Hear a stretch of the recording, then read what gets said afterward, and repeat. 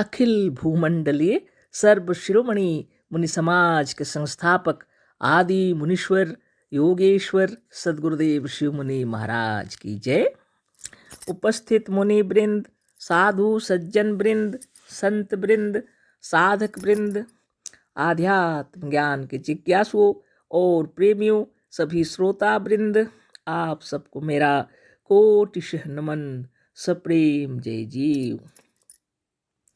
तो आध्यात्मिक चर्चा चल रही है और हम लोग सदगुरुदेव शिव मुनि महाराज रचित ग्रंथ सत्य सुंदर और स्वतंत्र विचार पर चर्चा कर रहे हैं।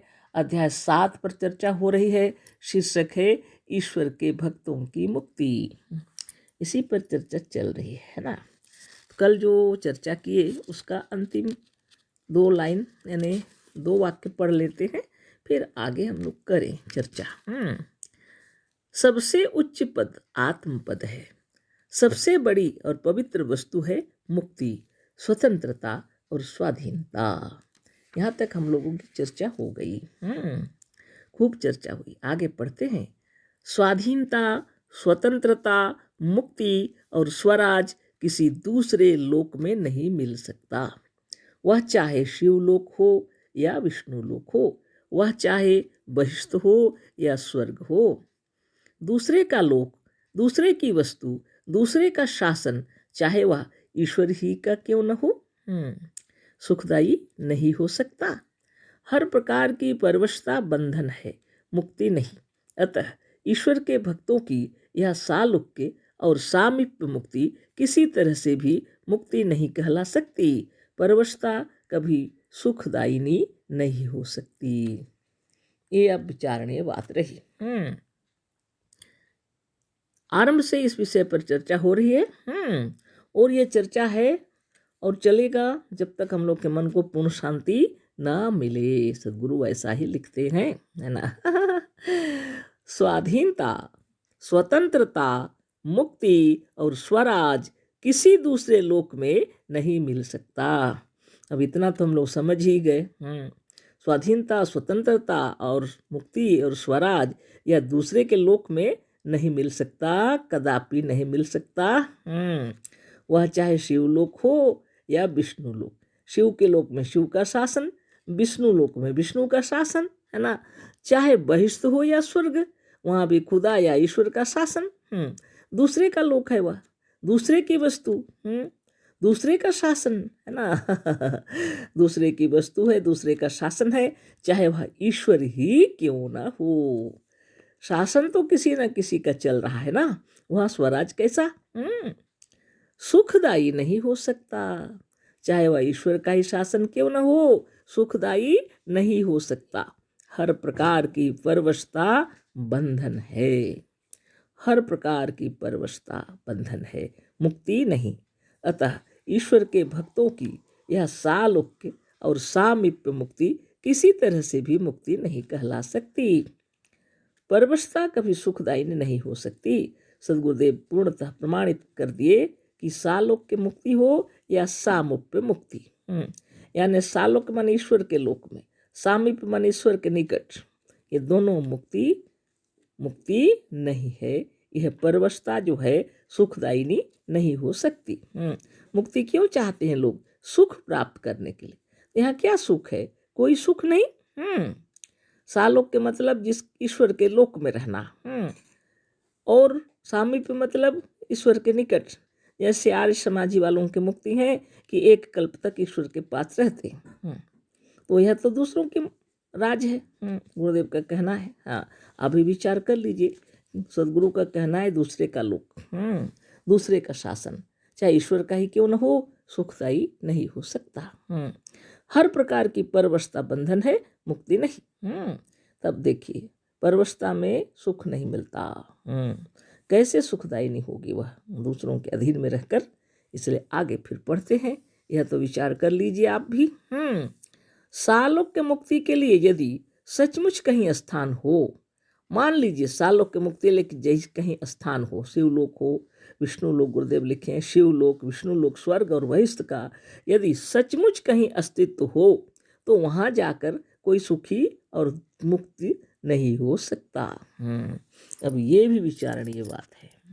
मान लीजिए यथार्थ में कहीं शिवलोक है, सचमुच में कहीं विष्णुलोक है, सचमुच में कहीं स्वर्ग है, या सचमुच में कहीं बहिष्ठ है, तो उस जगह जाकर भी आप कैसे सुखी रहेंगे?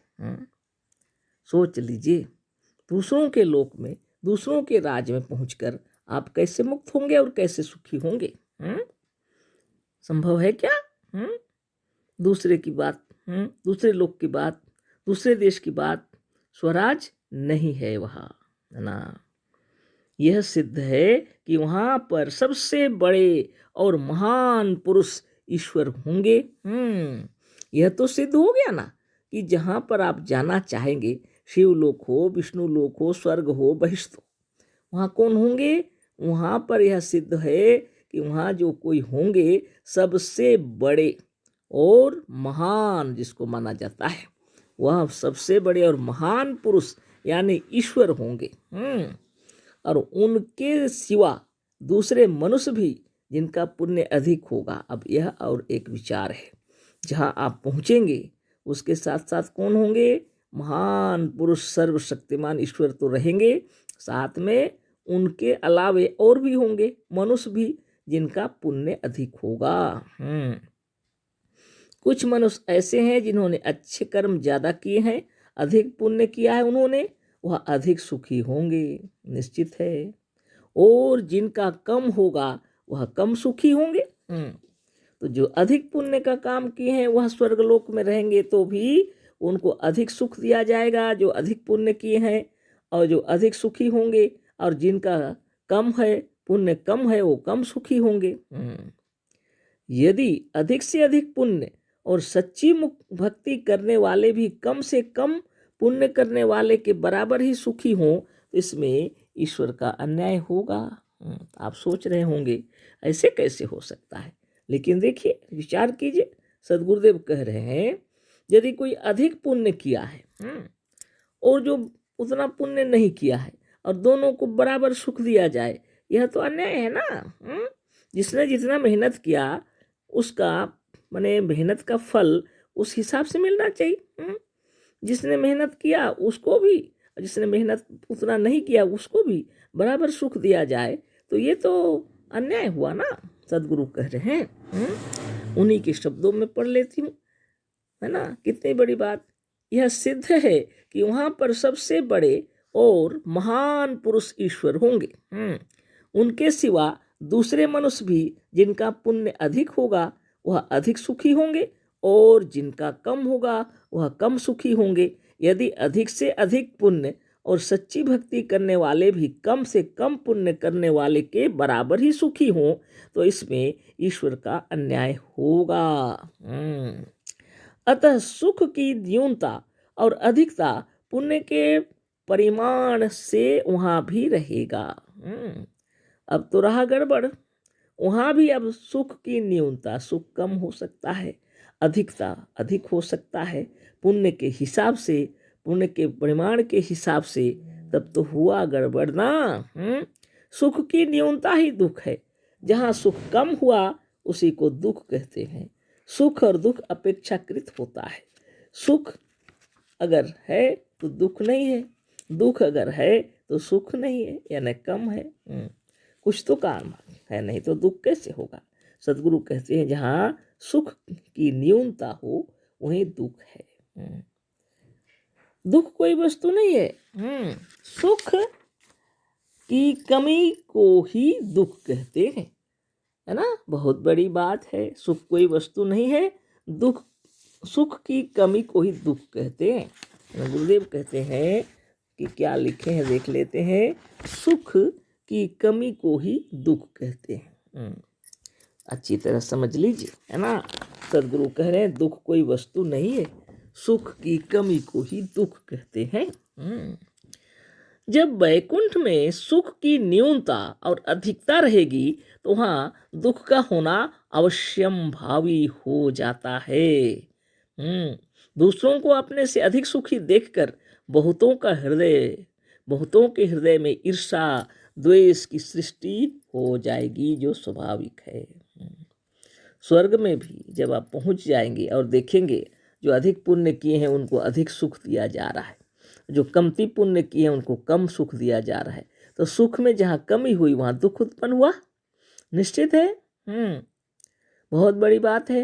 हाँ, तो क्या होगा, आप जब देखेंगे दूसरे आपसे अधिक सुखी हैं स्वर्ग में भी रहते हुए, तब आपको कैसा लगेगा। गुरुदेव बोल रहे हैं ईर्ष्या द्वेष सृष्टि होगी, है ना, मन के अंदर। ईर्ष्या और द्वेष के उत्पन्न होने से क्रोध भी होगा। ईर्ष्या द्वेष उत्पन्न हुआ माने क्रोध भी होगा, और क्रोध के कारण वहां झगड़े भी हुआ करेंगे, और क्रोध हुआ मतलब झगड़े तो निश्चित है। अप्सराओं और हूरों के कारण वहां भी छुरे और तलवार चलेंगे।